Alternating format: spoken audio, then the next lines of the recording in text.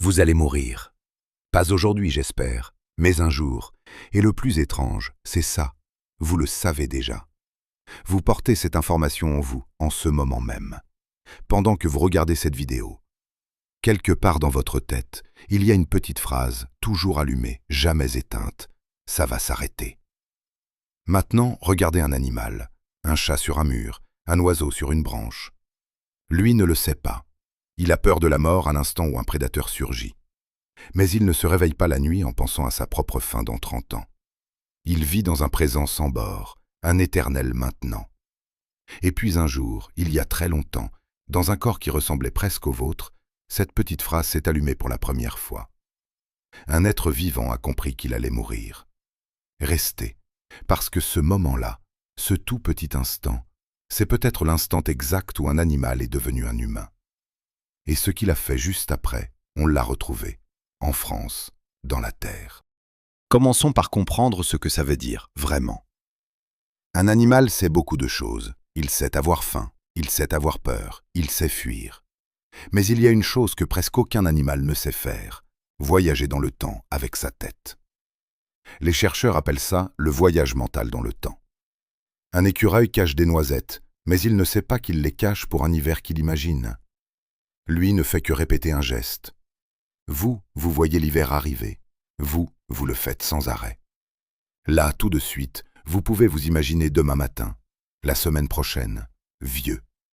Vous pouvez vous projeter dans un futur qui n'existe pas encore. Et c'est exactement là qu'est le piège. Parce que si vous pouvez imaginer demain, vous pouvez aussi imaginer le jour où il n'y aura plus de demain. L'animal, lui, est protégé de ça. Il ne se projette pas. Donc il ne voit pas sa fin arriver de loin. Il ne la voit qu'au dernier moment, quand la gueule se referme. Imaginez maintenant le premier cerveau capable de se projeter dans le temps. Le premier qui pouvait penser demain.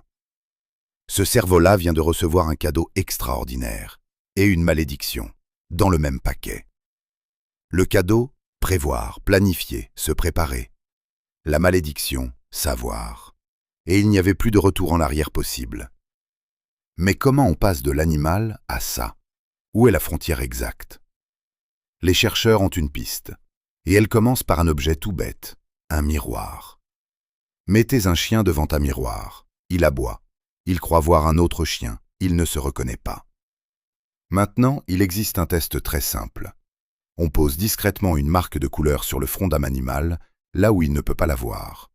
Puis on le met devant un miroir. S'il touche la marque sur le reflet, il croit voir un autre. Mais s'il porte la main à son propre front, alors il a compris quelque chose d'énorme. Que ce reflet, c'est lui. Devinez combien d'espèces réussissent ce test? Presque aucune. Les grands singes, les éléphants, les dauphins, une pie bavarde, et nous. Voilà le club minuscule des êtres qui, sur cette planète, peuvent se regarder et se dire « c'est moi ». Alors imaginez le tout premier de nos ancêtres qui se penche au-dessus d'une flaque d'eau immobile. Et qui, au lieu de voir un visage, voit son visage. C'est moi. Et juste derrière cette pensée, peut-être, un jour, une autre a fini par arriver. Plus froide. Et moi, un jour, je ne serai plus là. Tout ça, c'est une idée. Une belle idée. Mais une idée, ça ne laisse pas de traces. Sauf que justement, il y a des traces. Parce que le jour où un être a vraiment compris la mort, il a fait quelque chose qu'aucun animal ne fait. Pas réagir à un mort, le traiter. Et ce geste-là, on l'a retrouvé, sous nos pieds, en France. Allons en Dordogne, un lieu qui s'appelle la Ferracie. Ce n'est pas une simple grotte, c'est presque un cimetière. On y a retrouvé jusqu'à 8 néandertaliens, 8 corps, des hommes, des femmes. Et des enfants, des tout-petits. Et ces corps n'étaient pas jetés là, ni abandonnés, ni laissés où ils étaient tombés.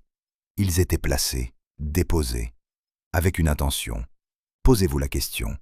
Pourquoi creuser? Pourquoi prendre le temps, l'énergie, alors que la survie est déjà si dure? Un animal ne fait pas ça. Il s'éloigne du cadavre, il continue. Eux, non. Eux se sont arrêtés. Et s'arrêter devant un mort, c'est déjà avoir compris que ce mort, un jour, ce sera soi. Mais il y a un détail dans ces tombes qui change tout, la couleur. Sur de nombreuses sépultures préhistoriques, on retrouve la même chose, de l'ocre, une poudre rouge, versée sur le corps, autour du corps, du rouge, la couleur du sang, la couleur de la vie. Réfléchissez. Ramasser de l'ocre, la préparer, la réduire en poudre, ça demande du travail. On ne fait pas ça par hasard, on ne le fait pas pour rien. Alors pourquoi couvrir un mort de la couleur de la vie? On ne le saura jamais avec certitude. Soyons honnêtes là-dessus. Personne n'était là. On ne peut pas lire dans la tête d'un homme mort il y a des dizaines de milliers d'années, mais difficile de ne pas y voir un geste, un message. Comme si on disait aux morts, tu comptais. Tu n'es pas juste de la viande froide, tu étais quelqu'un. Et peut-être déjà cette idée vertigineuse, et si ce n'était pas vraiment fini? Parce qu'au moment où vous comprenez que vous allez mourir, vous commencez aussi désespérément à espérer que non. Et il n'y a pas que la couleur. Dans certaines sépultures, on a retrouvé des objets, posés près du corps, des outils en silex, parfois des restes d'animaux, comme de la nourriture. Arrêtons-nous une seconde sur ce que ça veut dire. Vous déposez un outil dans une tombe. Un outil, c'est précieux. Ça prend des heures à fabriquer, c'est utile aux vivants, et vous le mettez dans la terre avec un mort. Quelqu'un qui ne s'en servira plus jamais. À moins que, dans votre tête, ce mort aille quelque part, qu'il continue, qu'il ait encore besoin d'un couteau là où il va. Vous voyez ce qui vient de se passer? En un seul geste, ces humains ne disent pas seulement « tu vas mourir ». Ils disent « peut-être qu'on ne meurt pas tout à fait ». La première peur de la mort et le premier espoir contre elle sont nés au même endroit, au bord de la même tombe. Mais attention, il faut être prudent ici, parce que tout ça, c'est tentant. Tellement tentant qu'on pourrait en faire trop. Certains chercheurs sont plus prudents. Ils rappellent que tout dépôt d'ocre n'est pas forcément un rite, qu'un corps recouvert n'est pas forcément un corps enterré avec amour, que parfois on cachait peut-être un mort juste pour éloigner les charognards ou l'odeur.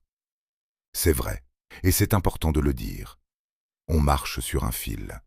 D'un côté, le risque de tout voir comme un poème. De l'autre, le risque de tout réduire à de la simple hygiène.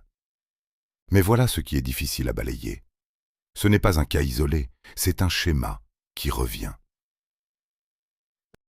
Encore et encore, sur des sites différents, à des époques différentes, chez Néandertal, puis chez Sapiens. Des corps placés, de l'ocre, des objets. Un comportement qui se répète sur des milliers d'années n'est pas un accident. Quelque chose dans ces têtes avait changé pour de bon. Et ce quelque chose, vous le portez encore. Parce que cette histoire ne parle pas que d'eux, elle parle de vous, de maintenant. Pensez à un enterrement aujourd'hui, n'importe lequel. On lave le corps, on l'habille, on le pose avec soin. On met parfois des objets près de lui, une photo, une lettre, une fleur. On se réunit autour, on parle de lui au présent, encore un peu, avant de devoir le mettre au passé. C'est exactement le même geste, le même, à 60 000 ans d'écart. Vous croyez peut-être ne plus rien avoir de commun avec un néandertalien. Vous avez un téléphone, lui avait une lance en pierre. Mais devant un mort, vous faites encore ce qu'il faisait. Vous refusez que la personne disparaisse comme un animal. Vous voulez un geste, un sens, une trace. Et toute notre histoire depuis n'est peut-être qu'une longue tentative de répondre à la question qui s'est posée ce jour-là, au bord de cette première tombe. Qu'est-ce qui se passe après? Pensez-y un instant. Pourquoi y a-t-il des religions? Pourquoi des temples, des cathédrales, des prières? Peut-être, en partie, parce qu'un jour un humain a compris qu'il allait mourir et a refusé que ce soit la fin. Pourquoi y a-t-il de l'art? Pourquoi peindre sur les murs d'une grotte, sculpter, écrire son nom? Pour laisser quelque chose, pour rester un peu quand on ne sera plus là. Pourquoi vous voulez réussir, construire, transmettre à vos enfants? Pour la même raison, au fond. Pour qu'il reste une trace de vous après vous.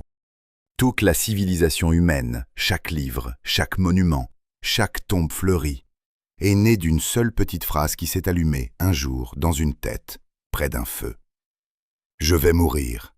L'animal qui ne le savait pas n'a rien construit. Celui qui l'a compris a construit le monde entier. Mais il reste une dernière chose à comprendre, la plus étrange de toutes. Alors revenons au début. à cette flaque d'eau, à ce premier reflet. On a longtemps cru que la conscience de la mort était une malédiction. Le prix terrible à payer pour être intelligent. Et c'est vrai que c'est lourd. Vous êtes le seul animal sur cette planète qui doit vivre toute sa vie en sachant qu'elle s'arrêtera. Aucun cerf, aucun loup, aucun corbeau ne porte ce poids. Mais regardez ce qu'on en a fait. On n'a pas baissé les yeux. On a fait comme avec le ciel, comme avec la nuit, comme avec tout ce qui nous a terrifiés. On a regardé la mort en face. Et on a répondu, par des fleurs sur une tombe, par des noms gravés dans la pierre, par des histoires qu'on se raconte le soir, par le simple fait de se souvenir de ceux qui sont partis. Savoir qu'on va mourir, ce n'est pas seulement une angoisse, c'est ce qui donne à chaque jour son prix. C'est ce qui fait qu'un instant compte, parce qu'il ne reviendra pas. L'animal a l'éternité du présent, et il ne s'en rend même pas compte. Vous avez le temps qui passe. Et c'est précisément pour ça que vous savez l'aimer. Alors ce soir, faites une chose pour moi. Pensez à quelqu'un qui est parti, quelqu'un que vous avez aimé, et remarquez ce que vous faites en y pensant. Vous le gardez vivant, dans votre tête, un instant. Exactement comme un humain, il y a 60 000 ans, à la Phéracie, gardait son mort en versant un peu de rouge sur lui. Rien n'a changé. Vous êtes le dernier maillon d'une chaîne ininterrompue d'humains qui refusent que ceux qu'ils aiment disparaissent pour de bon. Et dites-moi en commentaire, à votre avis, est-ce que c'est ça au fond qui nous a rendus humains? Pas l'outil, pas le feu, pas le langage, mais le simple fait de pleurer nos morts? Je lis tout. Si cette histoire vous a touché, abonnez-vous à Lueur. Parce que la prochaine fois, on va remonter encore plus loin. À l'instant où, pour la toute première fois, un de nos ancêtres a pris un morceau de charbon et a dessiné quelque chose sur un mur. Pourquoi? Pour qui? La réponse va vous surprendre. À très vite.